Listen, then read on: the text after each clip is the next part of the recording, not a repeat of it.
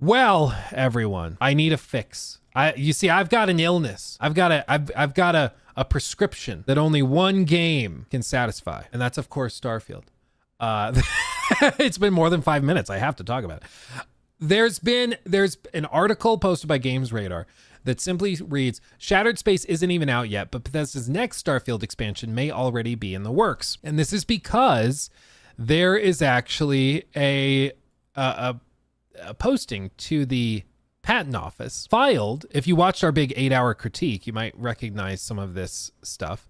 But it's filed under ZeniMax Media, the parent company, filed by April L. Bessel, Dinsmore and Scholl, LLP, out of Cincinnati, Ohio. And you can see there's all sorts of like similar markings and stuff. ZeniMax posted this one July 12th.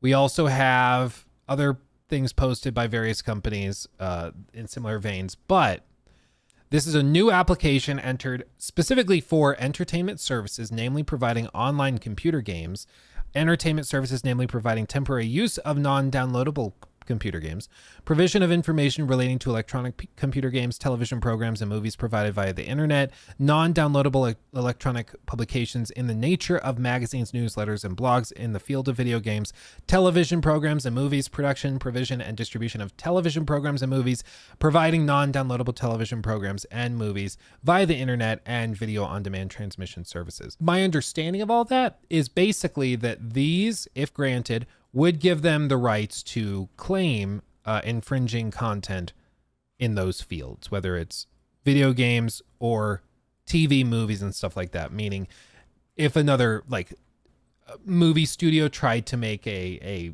movie called Starborn or something, they could step in and be like, you can't do that because it's too similar to the name of this thing that we're making. But it certainly looks very, very reminiscent of what you would expect to see in something like a Starfield DLC. So I would guess, sneaking suspicion, just like these guys, that this is probably going to be the name of the next expansion set for release in 2025. It's no secret that Shattered Space isn't the end of Starfield. After all, Todd Howard hopes for, quote, annual Starfield story expansions for, quote, a very long time, end quote, from here on out. According to the studio lead, Bethesda was also planning its next expansion just last month, and looks as though the developers may now have a name for it, according to the US Patent Office, that thing we just looked at. Now, these specific statements by Todd, the one and only Todd, I can't believe this pun. Look at this. The story will get even meatier.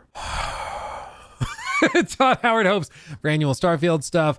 And this is under the Maddie interview. You see they transcribed it, hopefully a very long time, which could mean quite a few expansions to come, which would mean quite a few years of expansions. According to the legendary dev, Bethesda is already, quote, planning for its next one after Shattered Space. This doesn't mean that every story-related question in Starfield that players will have will receive an answer, though, as what each expansion contains isn't predetermined. Quote, I don't know that our goal is to answer every question, which makes sense. Instead, the studio looks for potential, quote, angles while working on expansions and asks itself, what do we want to add to the game as far as an experience or a tone? This sentiment isn't limited to just story-related additions either. Howard confirms that Bethesda is also looking at releasing new gameplay mechanics later, such as the RPG's first land vehicle. Will we ever get alien mounts, Elder Scrolls style? One can only hope. I would put so much money on that not happening, but I guess time will tell. So they're working on all of this stuff. Here's a question though. What is the angle they are trying to strike with Starborn? What does that strike? Because Shattered Space is you're going apparently to a planet and then there's some sort of cultish activity. It's going to be a narrative heavy expansion, not about scale or scope, but it's going to lean more into the story side of things. And this follows roughly in line with what they did with Fallout 4, where their first expansion was, of course, the Far Harbor DLC, which was actually pretty good. It was focused on the story, it was focused on the synths and the ideas of what constitutes consciousness and all that.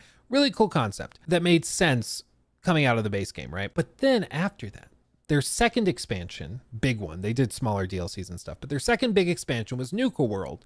And Nuka World was framed around a much larger area, so bigger set pieces and stuff. But that hook was also like, do you want to be a raider?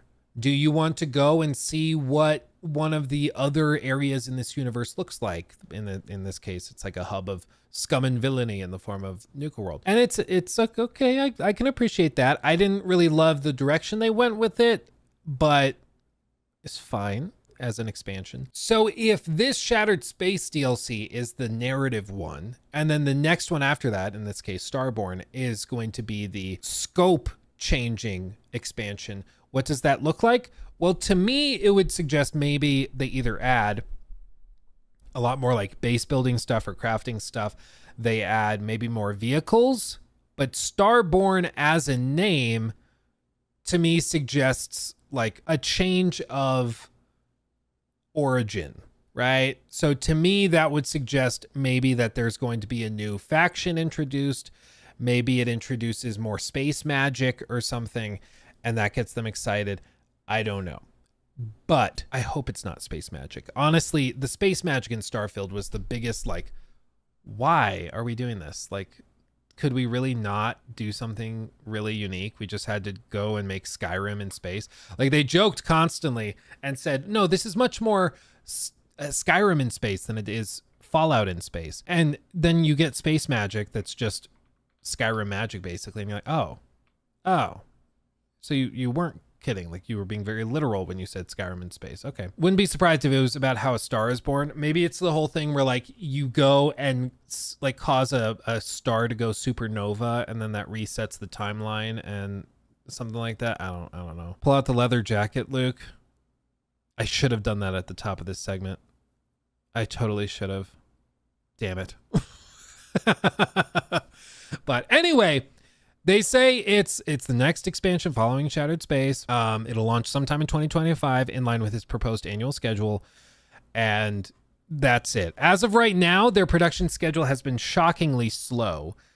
By this time, we are what, 10 months? Did it launch late August? I think it did. So more like 11 months. We're like 11 months out from the release of, or post, after the launch of Starfield. And we've gotten a couple of little bitty updates here and there, but nothing else. Like nothing else. And by this point in the life cycle of Fallout 4, we had already gotten like Nuka World, Far Harbor, all those other little expansions and DLC they did. And so I can't help but notice that their production timelines are extremely bloated right now, despite having more employees than ever before and allegedly the backing of Microsoft. It's a little weird, right? Like, what have they been doing? Obviously, when they launch a big game, they go on vacation after, they take a little break, but they did that with Fallout 4 as well. So what's the difference? Why is it that with this game, they're taking so long to get stuff put together, but with Fallout 4, they were able to pump stuff out really, really quickly? I don't know. What does the Todd candle smell like today? It is pumpkin scone. It's like pumpkin vanilla scone or something like that. It's very nice. It's very nice. I mean, you know Todd. It's because they're getting lazy. Maybe it could also be that this is the most ambitious DLC they've ever done. Maybe it's massive and expansive and crazy cool. Maybe that's a possibility. But we will see. We will see. He took my thing.